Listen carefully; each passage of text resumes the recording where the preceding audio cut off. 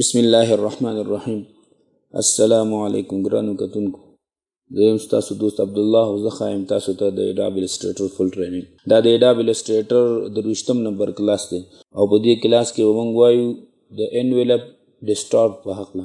envelope distort موږ سره په Adobe Illustrator کې دوه ځای کې دی. یو موږ سره په object menu کې دی او یو موږ سره په effect کې دی. نو راځئ چې په Adobe Illustrator کې وګورو. زه راځم ټیکسټ ټول ته او دلته کې لیکل کوم پښتو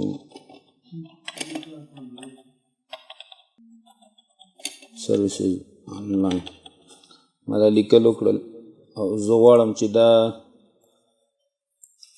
ډسټارټ کوم. د دې فونټ لږ زه بولډ کوم او زه راځم ابجیکټ ته. ابجیکټ کې موږ سره دا د envelope distort په نوم باندې موږ سره دا آپشن دی. راځم میک with word باندې کلیک لګوم. ګورئ موږ ته زموږ دا ټیکسټ په دې شیپ کې کړ. دې ته آرک شیپ وایي. دې ځای کې موږ سره دې څو آپشن دي. دا موږ په ټیکسټ ټول کې هم ویلی دی خو د دې ویل لازم ول. دې وجې نه ما ویل تاسو ته دې باندې کلاس ریکارډ کوم. بیا موږ سره هورزنټلي دی آرک. ګورئ هورزنټلي موږ ته دا آرک که ورټیکلي مې انتخاب کړو بیا به راته داسې کېږي. ګورئ ورټیکلي هورزنټلي صحیح دی. دا بینډینګ څومره زیات دی نو ډیزاین یې کولی شو چې زیات کړي او چې ماینس ته راځي نو لاندې طرف ته به ځي. او دا هورزنټلي او ورټیکلي دا چې دی هورزنټلي پلنی راته ګوره ورته یو طرف یې راته پلن کړي او ورټیکلي هم دقسې کار کوي. ورټیکلي راته یو سیټ پلن کړي.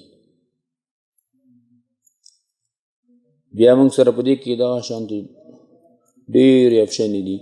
آرک لوور آرک اپر دا شانتې لا تر اخره پورې ټویسټ اخره کې موږ سره دی.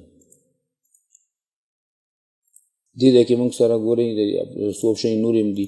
یو خو پکې وارپ څو بل موږ سره په دې کې ګورئ چې اوس کله ما په دې باندې دا وارپ اپلای کړ نو زه غواړم چې په دې کې ایډیټینګ وکړم. نو دې ایډیټینګ لپاره دلته راځم او بیا ریسیټ وید وارپ باندې کلیک لګوم. نو دا همغه آپشن یې موږ ته دوباره بېرته کولاو.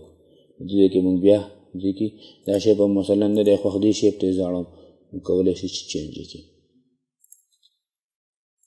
بیا دې باندې پښیمانه شو چې نه دا شیپ زما نه دی خوښ دې نه زه وباسم. نو بیا دلته موږ سره ریلیز باندې آپشن دی هغې باندې کلیک لګو. نو ګورې موږ سره دې د هغې نه شیپ نه وویستو دا شیپ یې راته بیل راک. دا موږ ډیلیټ کړو بس موږ ټیکسټ بېرته راته خپل حالت ته راغی. بیا موږ سره په دې کې دویم آپشن دی د میک وید مش په نوم باندې. دا موږ سره دا مش ټول موږ ویلی و دقه مش په دې باندې راته اپلای کوي. نو دی وایي څومره روز ورکوي څونه کالم یې ورکوي ورته. مثلا ما زه ورته 3 کالم یې ورکوم څلور لس کالم یې مې ورکړي او 3 رو مې ورکړي. ریویو وان کې تاسو ته به یې شو کړي. اوکې مې کړه. نو موږ سره دا میش جوړ کړو. موږ د دې په ذریعه باندې دلته نه موږ دې کې ایډیټینګ هم کولی شو. ډایرکټ سلیکشن په ټول باندې داسې زه دا انتخابوم او داسې ایډیټینګ پکې هم کولی شم. دې نه موږ ډېر کار اخیستی شو. خو دا ده چې زموږ هغه ټیکسټ موږ که زه غواړم دې کې چینجز وکړم نو چینجنګ هم کولی شم. مثلا دا لیکل زما نه دي خوښ دا دی چې زه خپل نوم لیکم یا بل څه پکې لیکم نو کولی شم. دلته زه راځم ایډیټ کنټینټ باندې کلیک لګوم. نو دې کې زه دې کنټینټ چینج کولی شم. مثلا دلته ورته لیکم عبدالله حسین. نو ګورئ زموږ هغه شیپ کې راته عبدالله حسین دا واچول راته. نو دې کې موږ ایډیټینګ کولی شو. دا انتخابوم راځم ابجیکټ ته envelope distort ته راځم او ریلیز باندې کلیک لګوم. نو ګورئ دا یې راته خپل حالت ته بوت او شیپ یې راته دا کړی هم ته یې ډیلیټ کړو. بیا راځم زه دلته میک وید ټاپ ابجیکټ. مثلا دا خو مونږ دا دواړه باندې امید لرم چې تاسو به پوه شوي یئ. د ټاپ ابجیکټ څه معنا ده. مثلا ما یو شیپ جوړ کړو داسې یو شیپ مې جوړ کړو.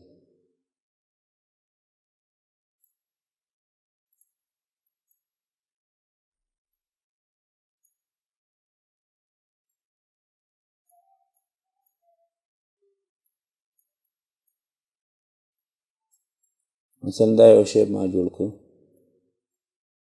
خو یاد ساتئ دا شیپ بس تاسو د ټیکس له پاسه وي په دې کې کلر وي او که نه وي هغه ضروري خبره نه ده بس دا دواړه انتخاب کوئ او راشئ ابجیکټ ته ابجیکټ کې انویلپ ډسټارټ ته راشئ او میک ویت ټاپ ابجیکټ باندې کلیک ولګوئ نو ستاسو هغه ټیکس په دغه شیپ کې درته دی فټ کړي نو په دې کې کوم غواړئ چې دا واپس ریلیز کړئ نو ریلیز باندې کلیک ولګوئ نو دا ستاسو هغه شیپ بېرته خپل حالت ته راوست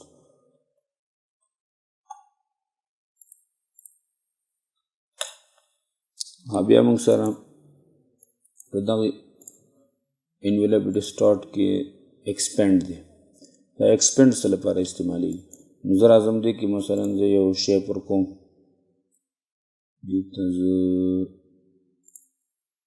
مثلا دا شیپ مې ورکړ ایکسپینډ موږ دې لپاره استعمالو مثلا دا ټیکس اوس زه غواړم چې دا پی د بیل راته شیپ شي دا ای د راته بیل شیپ شي دا ایس ایچ دا ټول د بیل بیل شیپ شي راته نو دې لپاره موږ ایکسپینډ وکړو یا راځو ته ابجیکټ دلته نه ایکسپینډ کوو او که دلته نه کوو نو راشي انویلپ ډسټارټ ته راشي دلته نه ایکسپینډ کوي نو ګورئ اوس موږ ته دا هر حرف راته جدا جدا ډایرکټ سلیکشن ټول باندې هم داسې انتخابولی شي او دا ان ګروپ کوي کنټرول شفټ جی سره دا ان ګروپ کیږي بیا تاسو دا یو ټکي ځان ته استعمالولی شئ نو دا موږ سره و انویلپ ډسټارټ آپشن دومره خو مهم هم نه دی خو بیا هم ما ویلې تاسو ته وښیم بیا موږ سره د دې دغه آپشن په دلته کې دغه کې هم شته دی افیکټس کې دا افیکټس ته راځم افیکټس کې ګورئ ورډ په نوم باندې موږ سره د آپشن شته دلته کې وګورئ مقه شان آپشن دی په دې کې هم دی دې ځای هم تاسو کولی شئ چې دا استعمال کړئ او هلته نه هم کولی شئ چې استعمال کړئ خو په دې کې دومره ده مثلا دا ما اپلای کړه دا عرضي طور باندې دی باندې اپلای شي ګورئ زموږ خپل شیپ دلته پروت دی دا دی دی بې له پاسه داسې یو کور غوندې ورکړه ورته زموږ یو سټایل غوندې ورکړه که زه وغواړم چې دا دې شیپ ته چینج کړم دلته زه راشم ابجیکټ ته او ایکسپینډ بیا کړم ګورئ نو دا یو څه موږ همدې شیپ ته چینج کړه راته همدغه کار موږ دې ځای هم کولی شو د انویلپ ډسټارټ نه ګورئ لږ کمپیوټر لوډډ کوي او ګورئ په دې ځای کې موږ د شیپ واپس خپل حالت ته راوستلی شو ابجیکټ کې چې کوم دا انویلپ ډسټارټ دی او په افیکټ کې چې کوم یو دی که دا یو ځل موږ پې اپلای کړه او بیا هم دلته نه ایکسپینډ کړو نو دا بس خپل شیپ ته لاړ شي دوباره بیا بېرته موږ دا خپل حالت ته نشو راوړلی په دونه فرق دی پکې انشاءالله دا افیکټ مینو به ټول ښه ډیټیل سره وایو ټول خو نه خو په دې کې بعض چې دا کم مهم دي هغه به وایو چې کوم ضروري دي او چې کوم ضروري نه دي هغه به بیا سکیپ کوو انشاءالله زموږ په السټریټر کې دومره څه نه دي پاتې بس یو څو کلاسونو کې به دا تمام کوم بیا به دې نه وروسته یو ټوټوریل به جوړوم انشاءالله هغې کې به ښکلي ډیزاینونه جوړوو پیټرن یې به جوړوو دې لپاره چې تاسو ته استعمال د Adobe Illustrator زده شي چې دا به څنګه استعمالوو موږ نو دا موږ سره د انویلپ ډسټارټ په نوم باندې یو آپشن نو دا موږ سره انویلپ ډسټارټ یا ورډ افیکټ امید لرم چې دا کلاس هم خوښ شوی وي که دا کلاس هم خوښ شوی وي نو ویډیو لایک کړئ او خپلو ملګرو دوستانو سره ضرور شیر کړئ او که څه قسمه سوال هم په ذهن کې راغلی وي نو په کمنټ کې مانه پوښتنه کولی شئ تر څو چې بل کلاس کې ملاقات وکړو د الله په امان